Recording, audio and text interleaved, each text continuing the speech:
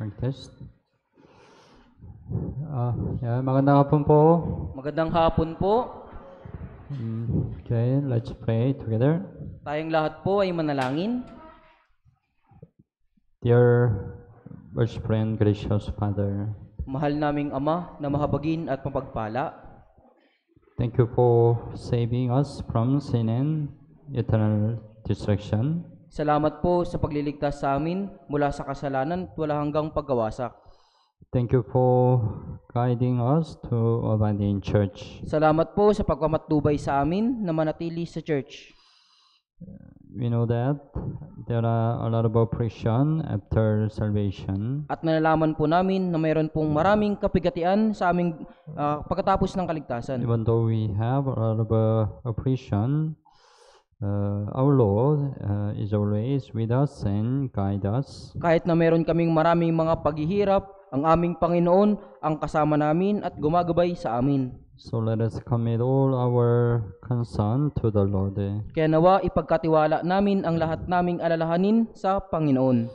Especially this time we can have your beginner Bible study. Lalong-lalo na sa oras na ito, kami po ay magkakaroon ng New Beginner Bible Study. Please teach and guide us how to live our Christian life. Pakiusap, turuan niyo po kami at patnubayan kung paano mamuhay sa aming buhay Kristiyano. Please open our heart and ears to the Word of God. Pakiusap, buksan niyo po yung aming puso at pandinig sa salita ng Diyos. Let us understand your will through the Word of God. Maunawaan nawa namin ang iyong kalooban sa pamagitan ng salita ng Diyos. This time from start to the end, we only rely on your mercy and gracious. Sa oras na ito, mula sa simula hanggang sa matapos, ay umaasa lamang kami sa iyong habag at biyaya. We pray in Jesus' name. Dinadalangin namin ito sa pangalan ni Jesus. Amen. Amen.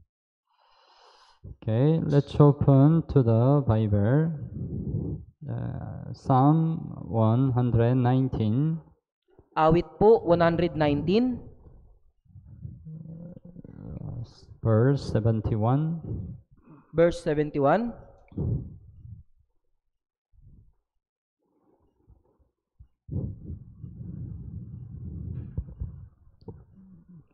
One 119, 119, verse 71. Okay, basahin po natin ng sabay-sabay. Mabuti sa akin na pinapagkumbaba ako upang aking matutunan ang mga tuntunin mo.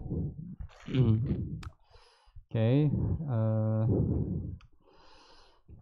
everybody don't want oppression in their life. Ang lahat po ng tao, ayaw po nila ng mga paghihirap sa kanilang buhay. Yeah, maybe you also you don't like oppression in your life. Marahil kayo din po, ayaw po ninyo na magkaroon ng paghihirap sa inyong buhay. But if it's a benefit in you, Pero kung ito ay pakinabang para sa inyo, then it's a different, right? kung gayon, magiging iba po ito. But Tama the po ba? Bible said, verse 71, Psalm 119:71, it is good for me that I have been afflicted. Sinabi po sa verse 71, mabuti sa akin na pinapagpakumbaba ako. Why? Oppression is a benefit to us. Bakit po yung mga paghihirap ay may pakinabang sa atin? Today topic is oppression in our Christian life. Kaya yung topic po natin sa araw na ito, yung kapighatian o paghihirap sa ating buhay Kristiyano. After salvation, we need to understand the oppression where. Pagkatapos ng kaligtasan, kailangan nating maunawaang mabuti yung kapighatian. If we understand the oppression, then the oppression can be real benefit to us. Kung maiintindihan po natin yung kapighatian po, ang kapighatian po ay magkakaroon ng kapakinabangan para sa atin. On the contrary, if we don't understand the oppression, some Christian can be stumbled by the oppression. Sa kabaligtaran naman po, kung hindi maunawaan ng mga Kristiyano ang paghihirap, ito po'y makakatisod sa kanilang buhay Kristiyano. Don't expect you don't have any oppression after salvation. Huwag niyo pong asahan na hindi ka magkakaroon ng mga paghihirap pagkatapos mong maligtas. After salvation, there will be many oppression to save the Christian. Pagkatapos maligtas, mayroon pong napakaraming mga paghihirap sa mga ligtas na Kristiyano. If so, why does God allow the oppression? Kung gayon, bakit po pinapahintulot ng Diyos ang mga paghihirap?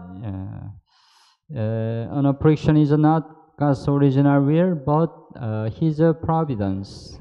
Ang paghihirap po ay hindi po yung original na kalooban ng Diyos, kundi yung kanyang pagpapatnubay. Lamentations chapter 3. Pahayag, panaghoy, Lamentation chapter 3 verse 33. Panaghoy chapter 3 verse 33. Pagkatapos Book of Jeremiah, mayroon Lamentations. Pagkatapos ng aklat ng Jeremias, mayroon pong panaghoy.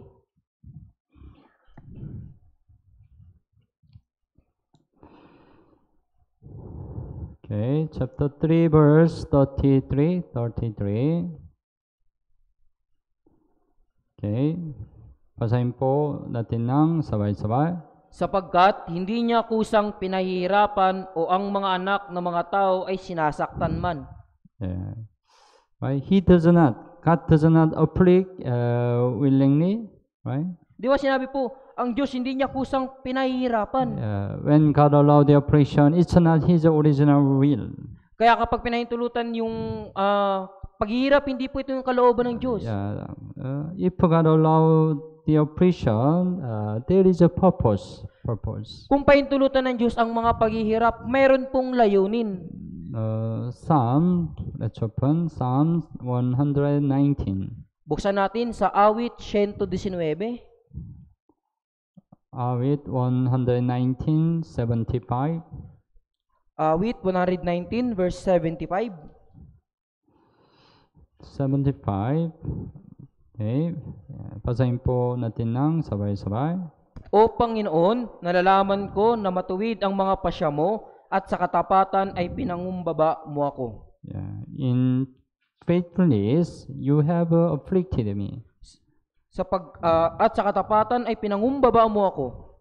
If you have the affliction, who allowed this affliction? Kaya kung meron kang paghihirap, sino ang nagpahintulot ng paghihirap na ito? Who allowed?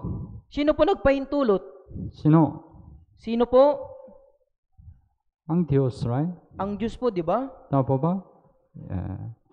If God allowed the oppression to a Christian, there is a purpose, the will of God. Kaya kung pinahintulot ng Diyos ang paghihirap sa mga Kristiyano, meron pong layunin, meron pong kalooban. But we need to know there is a good will of God when God allowed the oppression. Pero kailangan nating malaman, mayroong mabuting layunin ng Diyos kung bakit niya pinahintulot ang mga paghihirap sa mga Kristiyano. We can think about two kind of oppression. Maaari nating pag-isipan po yung dalawang uri ng mga paghihirap. That is test and the temptation. Ito po yung yung test po at yung tukso. You need to understand test, temptation are different. Kaya kailangan niyo pong malaman na yung pagsubok at yung tukso po ay magkaiba. Test comes from God.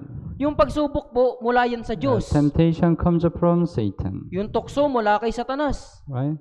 Tama po ba? God test save the Christian. Sinusubok ng Diyos ang mga ligtas na Kristiyano. It's it's a trial. Kaya tinatawag po yan na trial. Trial purpose to training. Yung pagsubok po, ito po yung pagsasanay. God test Christian to train. Sinusubok ng Diyos ang mga Kristiyano upang masanay. But Satan tempts Christian. Pero tinutukso ni Satanas ang mga Kristiyano to stumble Christian. Upang tisurin ang Kristiyano. So we have to know God does not tempt us, right? Kaya dapat nating malaman, hindi tayo tutuksohin ng Diyos. Only Satan tempts us. Tanging si Satanas lamang ang tutukso sa atin. So when you have the oppression, we have to know, your oppression is test or temptation. Kaya kapag nagkaroon ka ng mga paghihirap, kailangan mong alamin kung ang paghihirap mo ba ay pagsubok o tukso. But anyway, God tests us for His good will. Gayunpaman, sinusubok tayo ng Diyos para sa kanyang mabuting kalooban. To bless us, right? Upang tayo'y pagpalain. But Satan tempts you to stumble you. Pero tinutukso ka ni Satanas upang ikaw ay matisod. But this time, the oppression of a Christian is related with this. Pero yung mga pagsubok sa mga Kristiyano ay may paghirap ng mga Kristiyano ay may kaugnayan po dito. Anyway, God allowed the oppression because the oppressions are benefit to us. Ngayon pa man, pinapahintulot ng Diyos ang mga paghihirap dahil meron po itong pakinabang sa atin.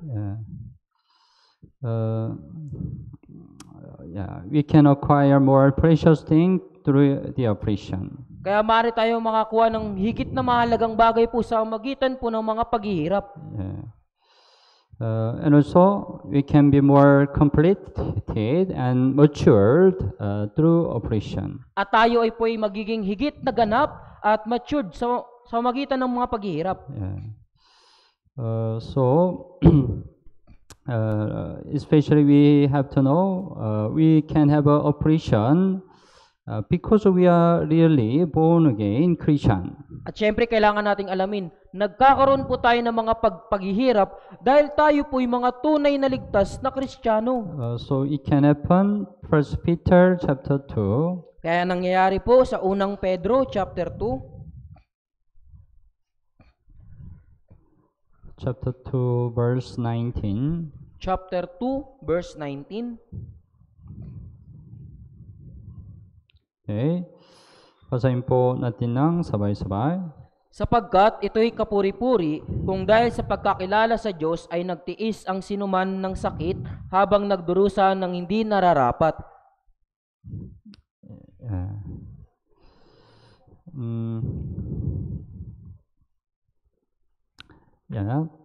Suffering is said, right? Suffering wrongfully.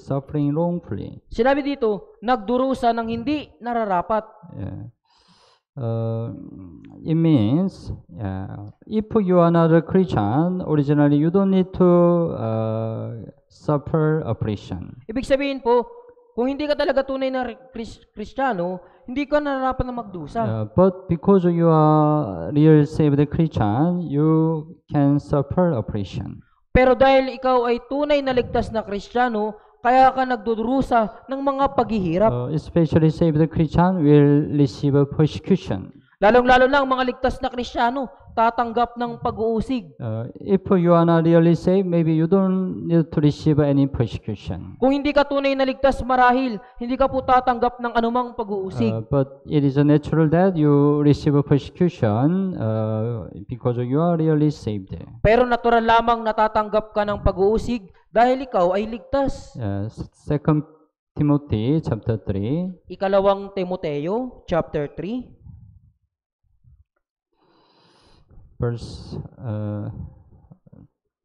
Chapter 3 verse 12. 2 Timothy chapter 3 verse 12. Chapter 3 verse 12. Okay, chapter 3 verse 12. Basahin po natin ng sabay-sabay. Tunay na ang lahat ng ibig mabuhay na may kabanalan kay Kristo Jesus ay daranas ng pag-uusig. All who desire to live godly in Christ Jesus will suffer persecution. Ang lahat ng ibig mabuhay na may kabanalan kay Kristo Jesus ay daranas ng pag-uusig. After salvation, we have a heart to live a godly life. Pagkatapos ng kaligtasan, meron tayong pusong mabuhay na may kabanalan. Every Sunday we want to go to church. Kada linggo, nais nating pumunta ng church. Tama? But the people in this world who are not saved, they don't want it. Pero yung mga tao ng sanlibutan ito na hindi ligtas, ayaw po nila nito. That's why they will persecute you. Kaya nga, inuusig ka nila. That's why some of you already had the experience about it. Kaya nga ang ilan sa inyo, marahil, nakaranas na po. For example, all your family are Catholic. Halimbawa, ang buong pamilya mo, But after Katoliko. salvation, you attend our church. Pero pagkatapos mong maligtas, umattend ka ng ating church. Then they try to persecute you. Pagkatapos, sinusubok nilang usigin ka. Our family are Catholic. Yung pamilya natin, Katoliko. Because we are Catholic, we are blessed. Dahil Katoliko tayo, dahil kaya tayo pinagpapala. But why you betray Catholic? Pero bakit mo kami tinalikuran yung Katoliko? If you go to our church, our family will have some problem. Kung pupunta ka sa church na ito, yung pamilya natin magkakaroon ng mga problema. Right? They Di ba don't po? want you go to our church. Ayaw nila na pumunta ka sa ating church. It's a persecution. Yan po ay pag-uusig. It's the oppression because we are really saved Christian. Yan po yung mga pag-uusig dahil tayo ay mga tunay na ligtas na Kristiyano. So the type of oppression of a Christian, we can have oppression because we are born again Christian. Nagkakaroon po tayo ng nagkakaroon po tayo ng mga paghihirap dahil tayo po yung mga born again Christian. And then there is oppression in preaching the gospel. At meron din po mga paghihirap sa pangangaral ng ebanghelyo. After salvation, right, you have a desire to preach the gospel. Pagkatapos ng kaligtasan, di ba? Nagkaroon ka ng pagnanais ipangaral ang ebanghelyo. Preaching the gospel is not easy, right? Yung pangangaral ng ebanghelyo ay hindi po madali. Tama po ba?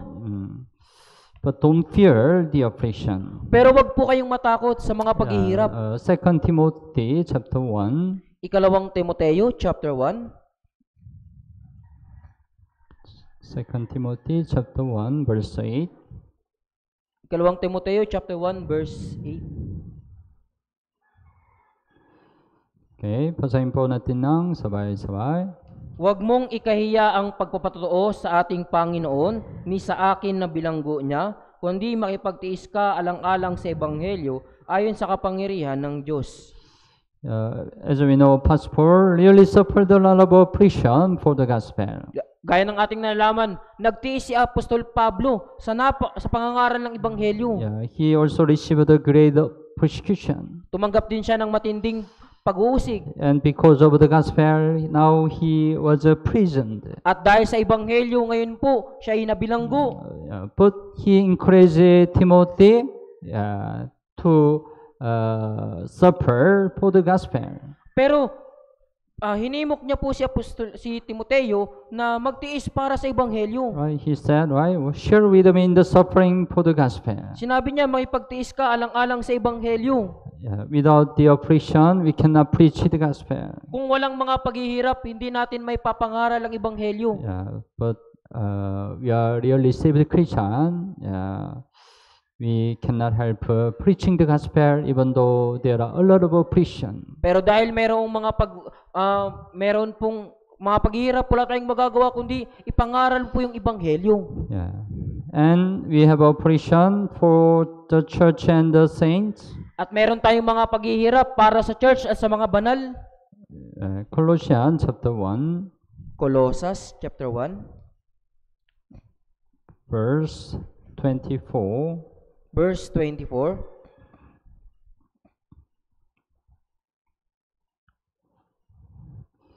Chapter 1, 24 also, basahin po natin ng sabay-sabay. Ngayon nagagalak ako sa aking mga pagtitiis alang-alang sa inyo, at sa aking laman ay pinupunan ko ang kakulangan sa mga paghihirap ni Kristo alang-alang sa kanyang katawan na siyang iglesia. There is the oppression, there is the lacking in the oppression of Christ. At ang kakulangan sa mga paghihirap ni Kristo. That is it's for the shake of his body, which is the church. Alang-alang sa kanyang katawan na siyang iglesia. Our Lord Jesus suffered the oppression on the cross. Ang ating Panginoong Hesus nagdusa ng mga paghihirap doon sa krus. And then he accomplished the gospel. At isinakatuparan niya po ang ebanghelyo. And then he committed the gospel to the church. at ipinagkatiwala niyo po ang ebanghelyo sa church. And then the church suffer oppression for the gospel. At ang church po nagdurusa ng paghihirap dahil sa ebanghelyo. As we know, church is a body of Christ. Gaya ng ating nalaman, ang church po ay katawan ni Kristo. So, as a member of the body, we also need to participate in the suffering for the gospel. At bilang bahagi ng katawan ni Kristo, kailangan din nating makibahagi para sa pangangaral ng ebanghelyo. So, right, save the Christian, suffer oppression for the church. Kaya yung mga ligtas na Kristiyano nagdurusa ng kapigatian, mga paghihirap para sa church. And also, save the Christian, need to serve brothers and sisters. At ang mga ligtas na Kristiyano, kailangan din nilang paglingkuran ang mga kapatid. But to serve other brothers and sisters, also, we need to suffer oppression. Pero upang mapaglingkuran ng mga kapatiran, kailangan din po natin ng mga paghihirap. To set up one save the Christian, we need to sacrifice a lot. Upang maitatag ang isang Kristiyano, kailangan po natin ng napakaraming pagpapagal. That is the oppression we have to suffer as a Christian. Yan po yung mga paghihirap na mararanasan ng mga Kristiyano. But sometimes we can suffer oppression because of a sin. Pero minsan, nagdurusa tayo ng paghihirap dahil sa kasalanan. Of course, it's not good, right? Siyempre, hindi yan maganda. 1 Peter chapter 2. Unang Pedro chapter 2. Chapter 2, verse 20. Chapter 2, verse 20. Chapter 2, verse 20.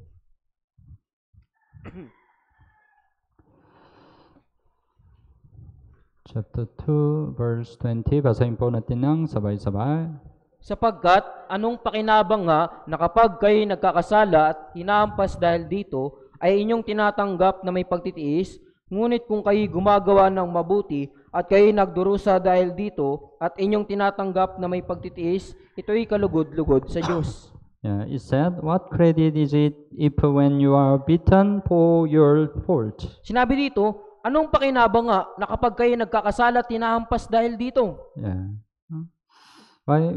If you continue sin after salvation, right? God will discipline you. Di ba kapag nagpatuloy ka sa pagkakasala pagkatapos mong maligtas, didisiplinahin ka ng Diyos. So when you receive a discipline, right?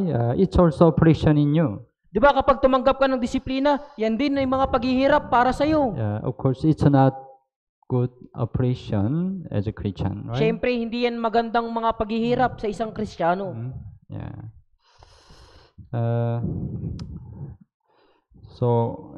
We can have oppression because of our sin as a discipline. Kaya maaari tayong magkaroon ng mga paghihirap dahil sa ating mga kasalanan bilang disiplina.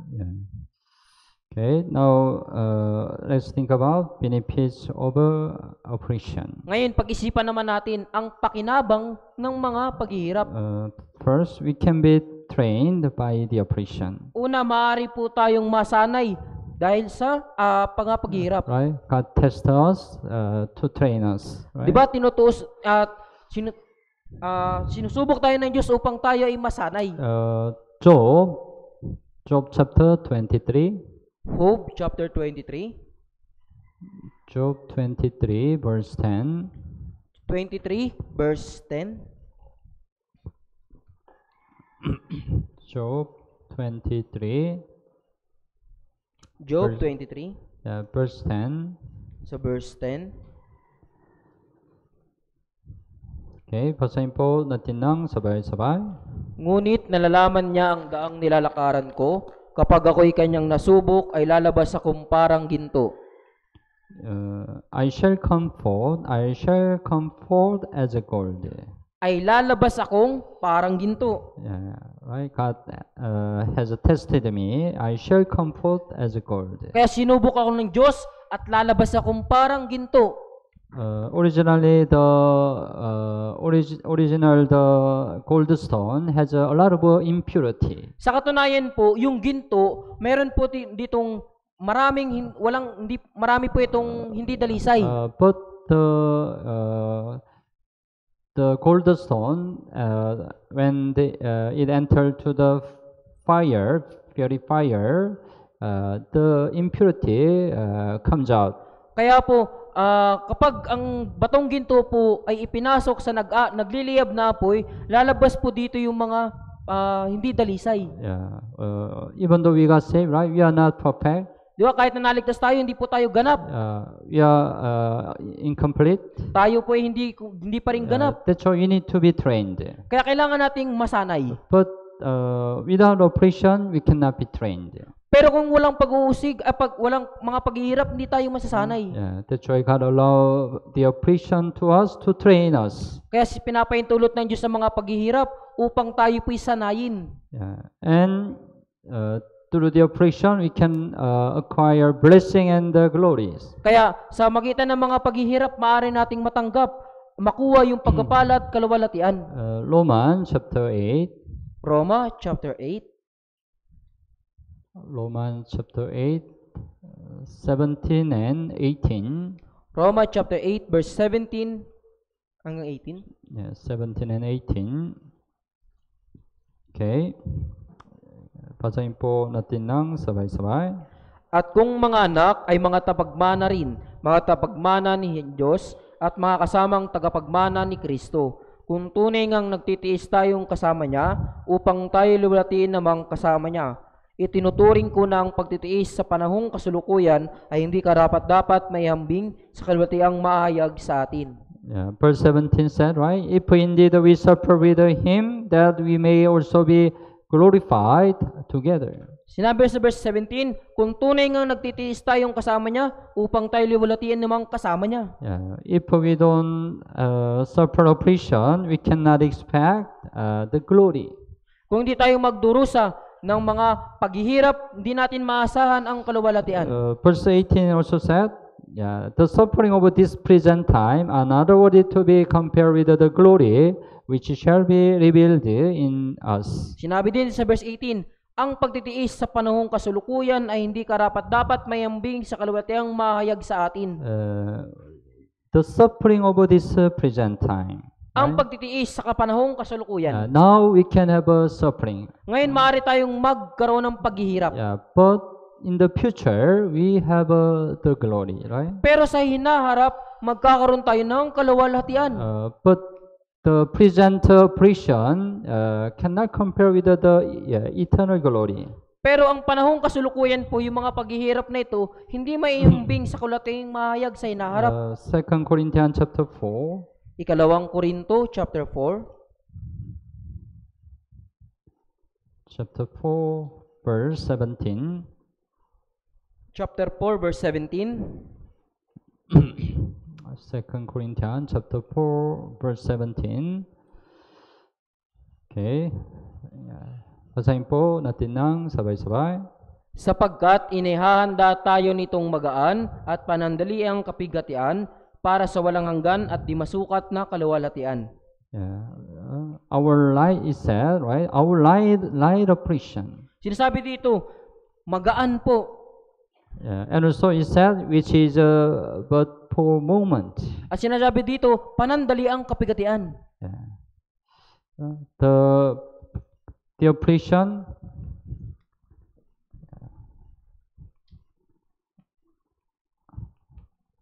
Oppression, we have present time, right?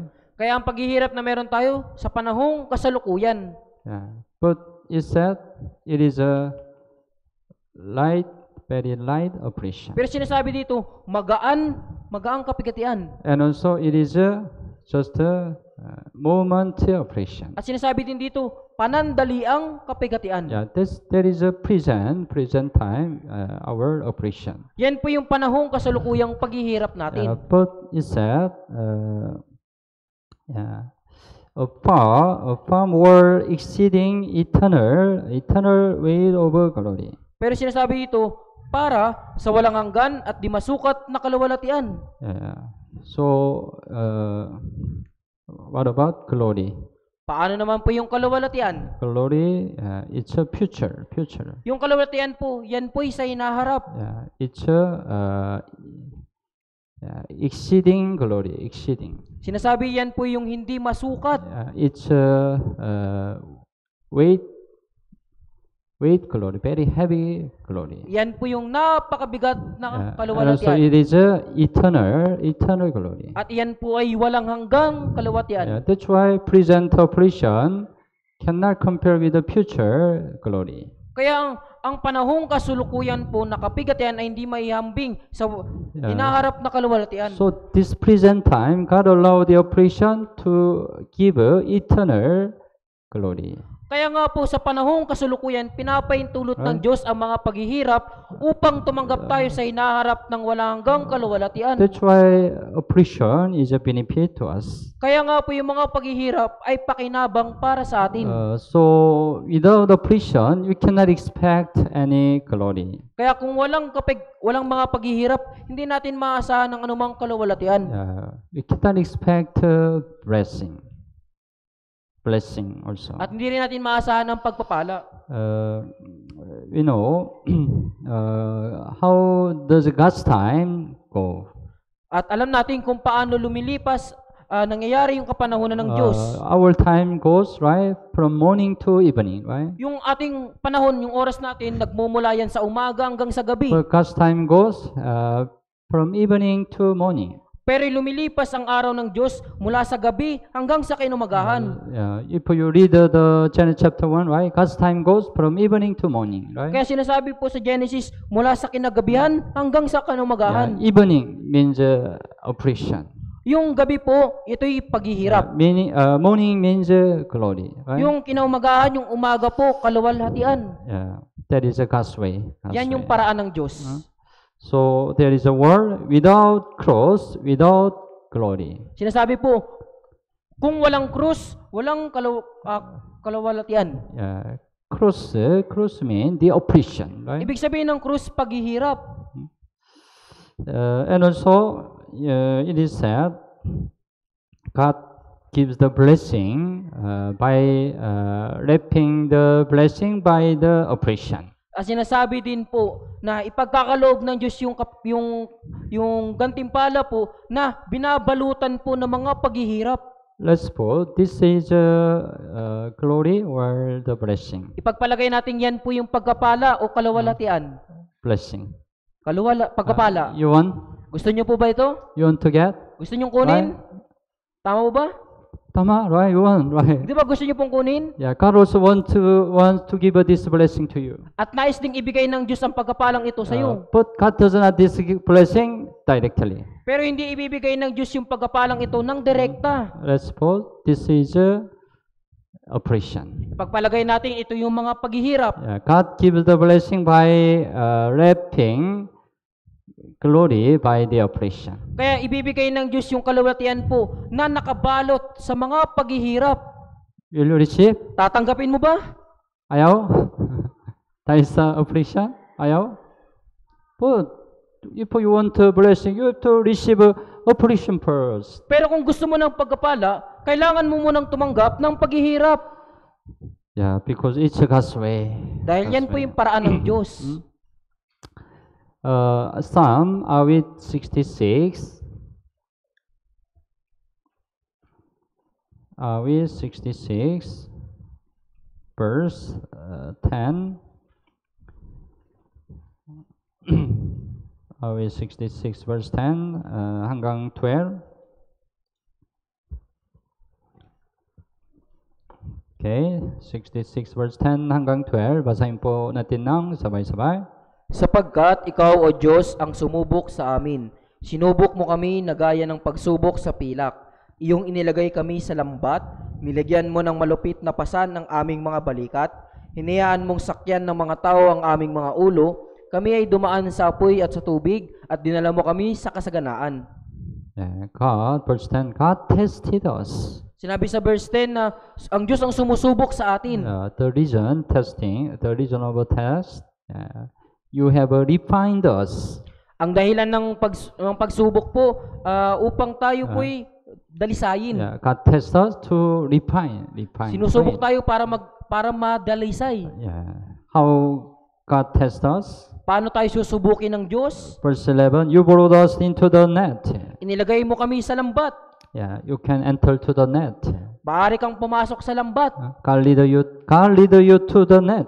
Papatnubayan ka ng Diyos sa lambat. When you are in the net, you cannot go out the net by yourself. Kapag nakapasok ka sa lambat, hindi ka makakalabas doon sa pamamagitan ng iyong sarili. It's really difficult. At yan ay napakahirap. And you lay the operation on our back. At nilagyan mo ng malupit na pasan ng aming mga balikat. God lay the operation on your back. Ang Diyos ang naglagay ng malupit na pasan sa iyong balikat.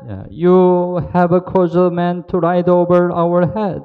Hinayaan mong sakyan ng mga taong aming mga ulo. Sometimes some people persecute you. Minsan may mga tao inuusig ka. Sometimes some people despise you. Minsan may mga taong humahamak sa iyo. It's oppression, right? Yan po yung mga paghihirap, tama ba? We went through the fire and through water. Kami ay dumaan sa apoy at sa tubig. Fire and the water also means the great oppression in our life. Yung apoy at tubig, ibig sabihin po nito, yung malaking kapigatian sa ating buhay. But it's not the end, right? Pero hindi dyan magtatapos, tama ba? What's the end? Ano po yung dulo? But you brought us out to reach fulfillment. At dinala mo kami sa kasaganaan. The things that God wants to give us in the end is the blessing. Right? Ang nais ibigay ng Diyos sa atin sa wakas ay yung pagkapala. God led Israelite from Egypt, right? Pinatnubayan ng Diyos ang mga Israelita mula sa Ehipto. Egypt. Israel escaped from Egypt by crossing the Red Sea, right? Tumawid ang mga Israelita mula sa Ehipto sa magitan ng dagat na pula. And then they tried to enter Canaan. At sinubukan po nilang pumasok sa Kanaan. But of course, Canaan is the land of a promise. Siyempre po, yung Kanaan ay lupaing pangako. But Israelite didn't enter Canaan immediately, right? Pero ang mga Israelita hindi agad nakapasok sa Kanaan. God led the Israelite wilderness first. Pinatnubayan ng Diyos ang mga Israelita doon muna sa ilang. They have to pass through wilderness. Kailangan muna nilang dumaan sa ilang. The wilderness symbolized our Christian life. Sinisimbolo po ng ilang yung ating pamumuhay Kristiyano. Before we go to heaven, we have to live Christian life on the earth. Bago tayo pumasok sa langit, kailangan muna nating mamuhay sa ating buhay Kristiyano sa lupa. But what is the life of the wilderness? Pero ano po bang uri yung ilang? It is the life of the oppression. Ito yung buhay ng paghihirap. God led the Israelite to the life of the oppression. Pinatnubayan ng Diyos ang mga Israelita sa buhay ng paghihirap. Deuteronomy chapter 8. Deuteronomy chapter 8. Chapter 8, verse 15. 8 verse 15. 15 and 16. 15 and 16. 15 and 16. Deuteronomy chapter 8, 15 and 16. Basahin po natin ng sabay-sabay.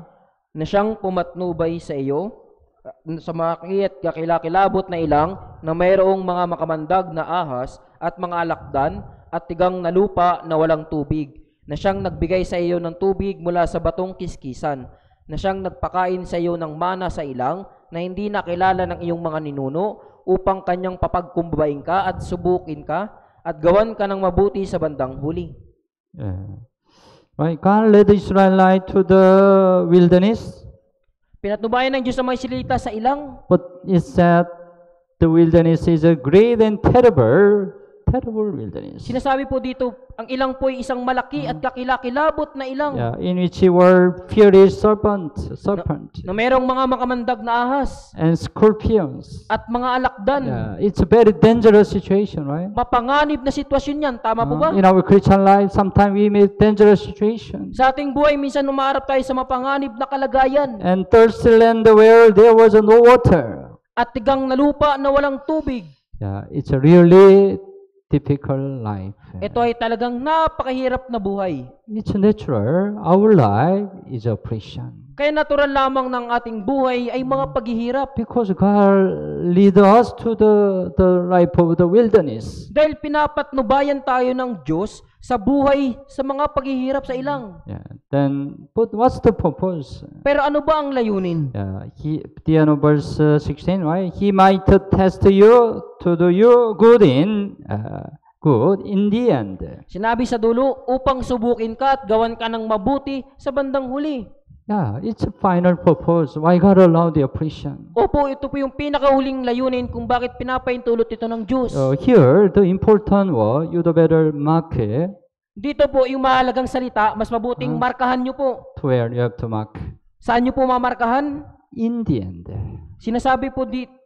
The important word is in the end. Sinasabi dito sa bandang huli. Yeah. In the end, God will bless us, right? Sa bandang huli, pagpapalain tayo ng Diyos. Yeah. Even though God allowed many oppression, in the end, God will bless us. Kahit na pinaintulot ng Diyos ang maraming mga paghihirap, sa bandang huli, ipapaintulot niya po ang pagpapala. So, while you are in the oppression, don't forget this fact. Kaya habang ikaw ay nasa mga paghihirap, huwag mong kalimutan ang katotohanan ito.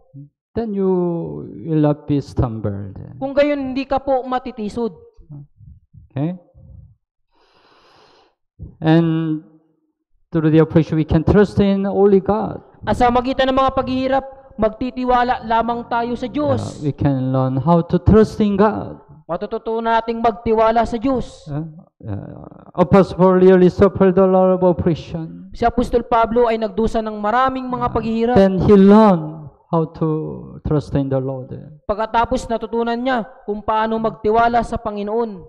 2 Corinthians chapter 1. Ikalawang Korinto chapter 1.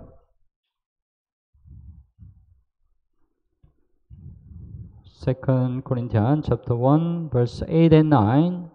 Ikalawang Korinto chapter 1 verse 8 hanggang 9. Okay, 8 and 9. Basahin po natin ng sabay-sabay. Hindi namin ibig na di ninyo malaman, mga kapatid, ang tungkol sa mga kapigatian na narasan namin sa Asya, sapagkat lubha kaming nabigatan ng higit sa aming kaya. Ano pat kami ay nawalan na ng pag-asang mabuhay. Tunay na nadama namin na tinanggap na namin ang hatol na kamatayan upang kami ay huwag magtiwala sa aming sarili, kundi sa Diyos na bumubuhay sa mga patay. Yeah, Apostle Paul described was he suffered. Inilarawan ni Pablo po kung ano po yung kanyang pag-uusig, mga paghirap. Verse 8, yeah, right? We were burdened beyond the measure, above strength. Sapagkat lubha kaming nabigatan ng higit sa aming kaya. Yeah. So that we despaired even of life. Sa ano pat kami ay nawala na ng pag-asang mabuhay. Yeah, it's a really great oppression, right? Ito po ay talagang napakatinding kapigatian. Our oppression cannot compare to the oppression of Paul. Yung mga paghihirap natin, hindi po yan maihahambing sa mga paghihirap ni But in Pablo. this oppression, Apostle Paul learned. Pero sa mga paghihirap nito, natuto si Apostol Pablo. Verse 9, that we should not trust in ourselves, but in God who raised the dead. Sa verse 9, upang kami ay huwag magtiwala sa aming sarili, kundi sa Diyos na bumubuhay sa mga patay. Even though we got saved, we still trust in ourselves, right? Kahit na po tayo ay naligtas na, nagtitiwala pa rin tayo sa ating mga sarili. Tama mo ba? Tama ba? Tama ba? Tama. Yeah. We are very stubborn. Tayo po ay napakatigas. That's why God allowed the oppression. Kaya pinapaintulot ng Diyos ang mga paghihirap. Don't trust ourselves. Huwag kayong magtiwala sa inyong sarili. We have to only trust in God. Sa Diyos lamang tayo magtiwala. Yeah. So, while you are in the oppression, you have to learn how to trust in God. Kaya habang ikaw ay nasa mga paghihirap, matutunan mong magtiwala sa Diyos. It's already long time ago. When I got the salvation, after 1 year, I diagnosed one disease. Kaya Matagal na pong panahon pagkatapos ko pong maligtas, isang taon po, diagnose, diagnose. checkup, checkup, diagnose. After checkup, my disease was breast bone tumor. I got the breast bone tumor. Breastbone. Breast bone tumor. Breastbone tumor. Tumor, you know tumor? Tumor. Tumor, yes po. You know tumor? At the time, I was still young. Sa pagkakataong iyon, bata pa rin po si Pastor. That's why I check up in the hospital. Kaya nagpa-check up po siya sa hospital. Then the doctor said, at first you need to take a surgery, and then you need to diagnose whether it's the cancer or not. Kaya sinabi ng doktor, sa unang kailangan mo nating i-check up, pagkatapos i-diagnose natin kung may cancer ka o wala. Because the tumor can be the breast bone cancer. Dahil yung tumor po ay breastbone cancer. Because my breast bone, there was a tumor become big. Dahil sa dibdib, sa yung buto sa dibdib ni Pastor, mayroong pong mga bukol, tumor.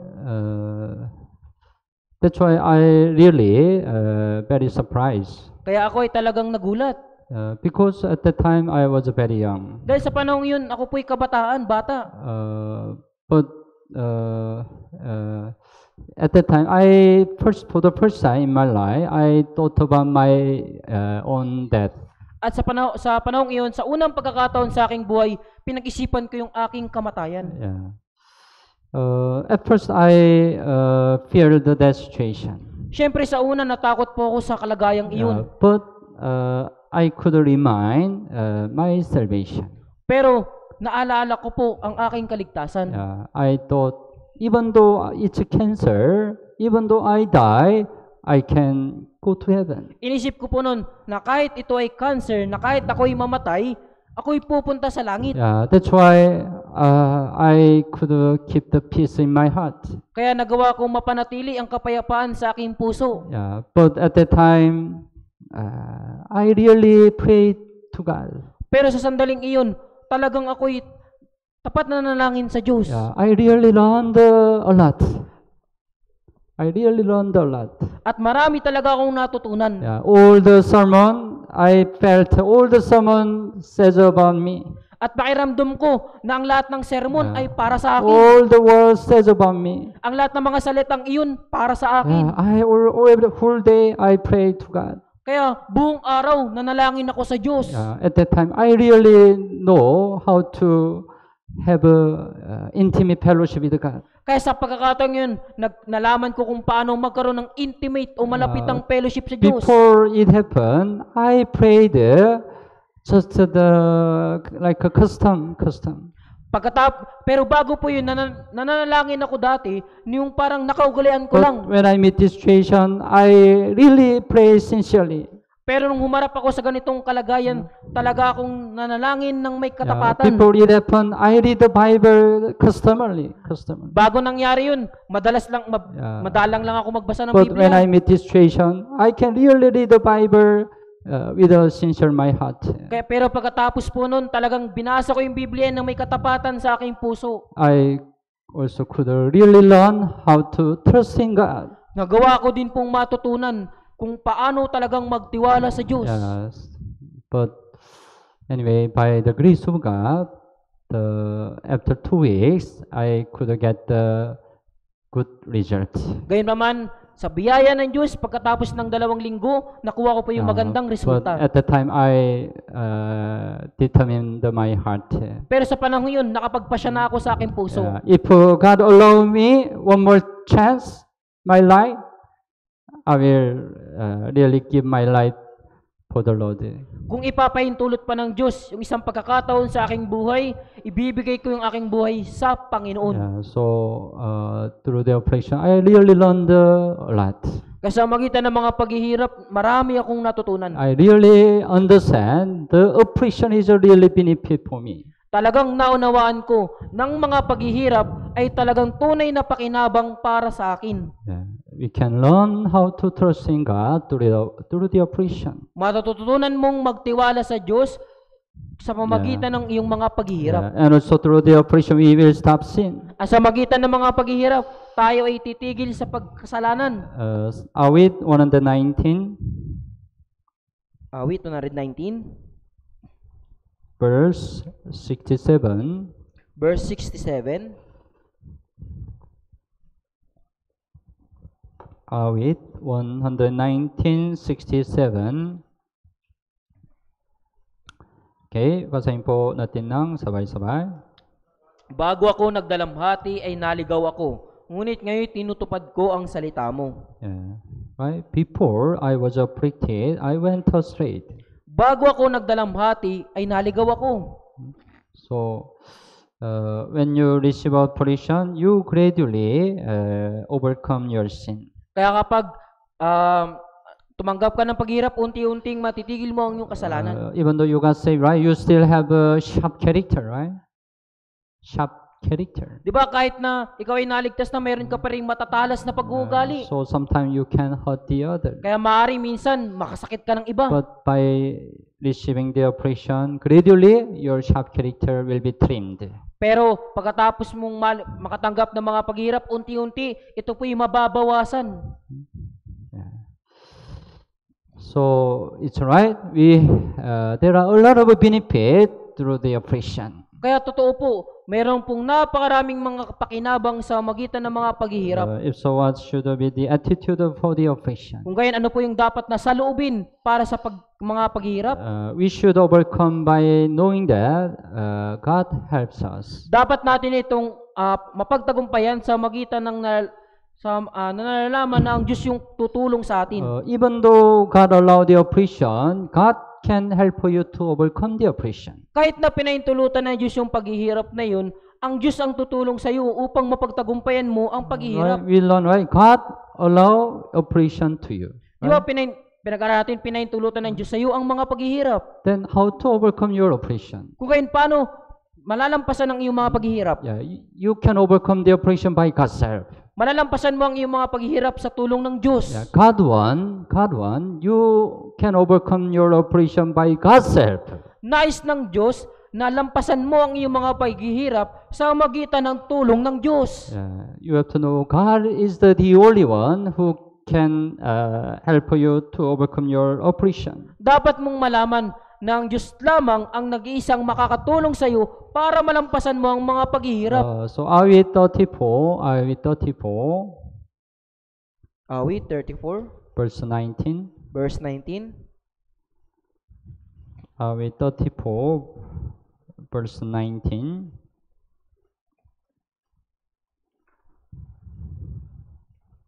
Okay, basahin po natin ng sabay-sabay. Marami ang kapigatian ng matuwid, ngunit iniligtas siya ng Panginoon sa lahat ng mga iyon.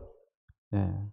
Many are the afflictions of the righteous. Marami ang kapigatian ng matuwid. The righteous here are saved Christian. Ang matuwid dito ay ligtas na Kristiyano. Yeah, but the Lord delivers him out of them all. Right? Ngunit iniligtas siya ng Panginoon sa lahat ng mga iyon. That's why whenever you have the affliction, don't forget, God is the one who can deliver you from the affliction. Kaya sa tuwing nagkakaroon ka ng kapigatian, mga paghihirap, huwag mong kalimutan na ang Diyos ang magliligtas sa iyo sa mga iyon. That's why your side, what should you do when you are in the affliction? Kaya sa panig mo, ano yung dapat mong gawin kapag ikaw ay nasa mga paghihirap? You have a affliction, Meron kang mga paghihirap, you gather your affliction and commit to the Lord.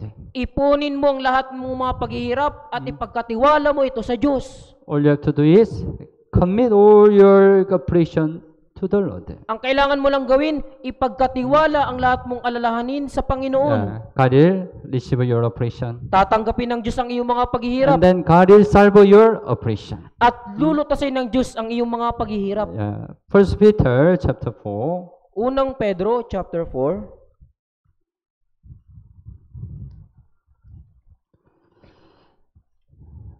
1 Peter chapter 4, 19. Unang Pedro chapter 4 verse 19. Okay, chapter 4, 19. 1 Peter. Okay, basahin po natin ng sabay-sabay. Kaya't ang mga nagdurusa ayon sa kalooban ng Diyos ay ipagkatiwala ang kanilang mga kaluluwa sa tapat na lumikha sa paggawa ng mabuti. Those who suffer according to the will of God, right? Kaya't ang mga nagdurusa ayon sa kalooban ng Diyos. It's true, right? We suffer oppression according to the will of God. Di ba totoo na nagdurusa tayo ng kapigatian ayon sa kalooban ng Diyos? So, we have to commit all our oppression to the Lord. Kaya kailangan nating ipagkatiwala ang lahat nating mga paghihirap sa Panginoon. But here, there is important thing. Pero dito merong mahalaga. In doing good. Sinabi dito, sa paggawa ng mabuti. Many Christian, when they are in oppression, they give up doing good.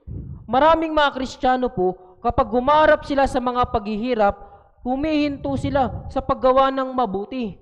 That's a big problem. Yan po yung malaking problema.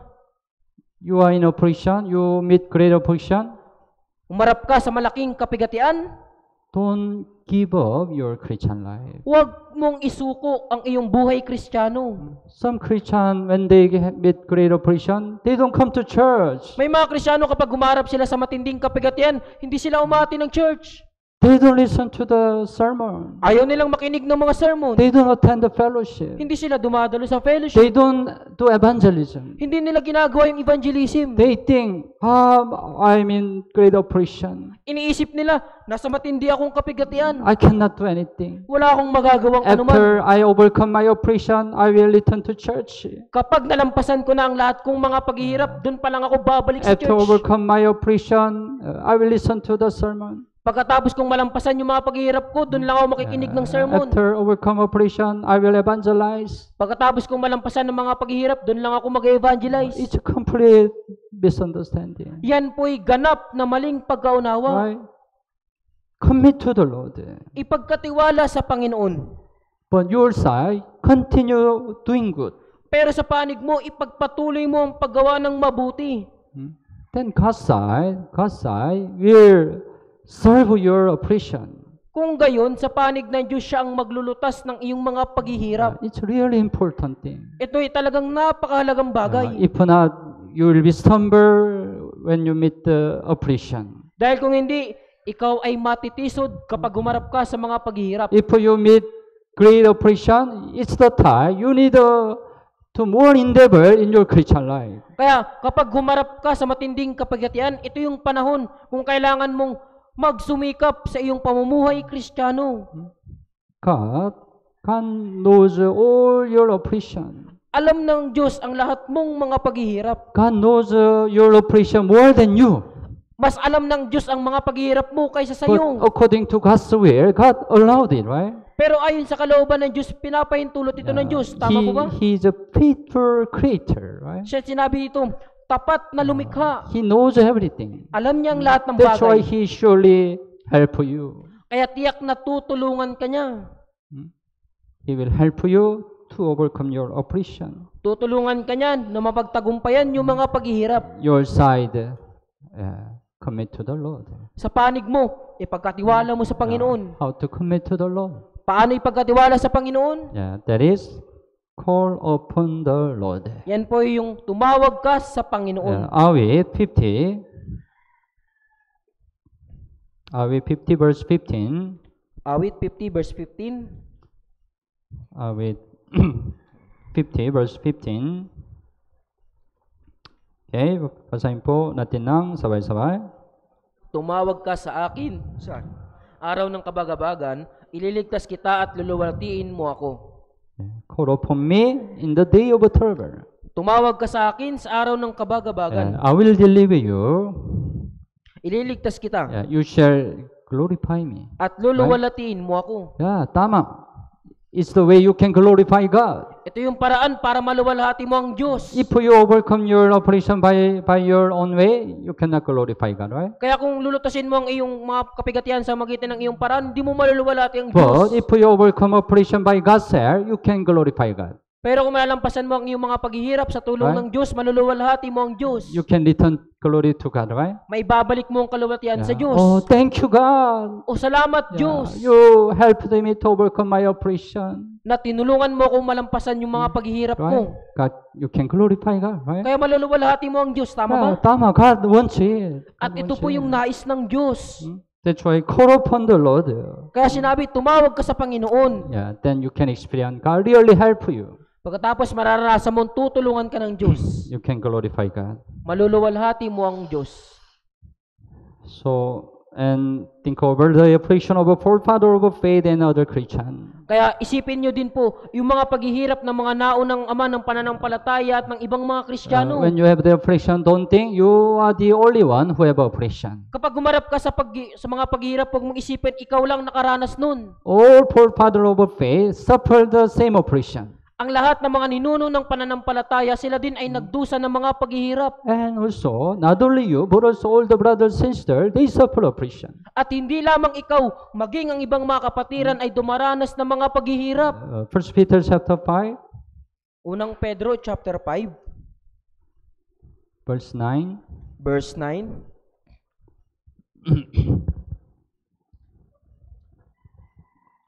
First Peter chapter 5, verse 9. Unang Pedro chapter 5, verse 9. Okay, basahin po natin ng sabay-sabay. Siya'y labanan ninyo, maging matatag sa inyong pananampalataya, yamang inyong nalalaman na ang mga gayong hirap ay nararanasan ng inyong mga kapatid sa buong sanlibutan. Right, the same sufferings are experienced by your brotherhood in the world. Ang mga gayong hirap ay nararanasan ng inyong mga kapatid sa buong sanlibutan. Is there anyone who didn't suffer affliction in the Bible? Meron po ba dito na hindi nagdurusa ng anuman? Among the forefather of faith, Sa mga ninuno ng pananampalataya? Abraham, Si Abraham, Moses, Moises, Job, si Job, David, David, Paul, si Pablo, Peter, Pedro. all forefather of faith suffer the affliction, right? Ang lahat ng mga ninuno ng pananampalataya nagdusa ng mga paghihirap. Same. Ganon din po. Don't say, why me? Huwag mo sabihin, bakit ako? Why I suffer this affliction? Bakit ako nagdusa ng ganitong paghihirap? Same. Para-parehas po. Yeah. And last, we should rejoice to the extent that we partake of Christ's suffering. At dapat tayong magalak dahil tayo po ay nagiging kabahagi ng pagdurusa ni Kristo. 1 Peter chapter 4, Unang Pedro chapter 4, 12 and 13. verse 12 hanggang 13.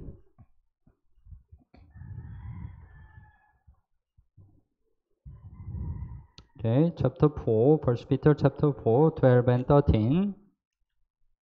Okay, basahin po natin ng sabay-sabay. Mga minamahal, huwag kayong magtaka tungkol sa maigpit na pagsubok na dumarating sa inyo upang kayo'y subukin. Nawaring may isang katakatakang bagay na nangyayari sa inyo.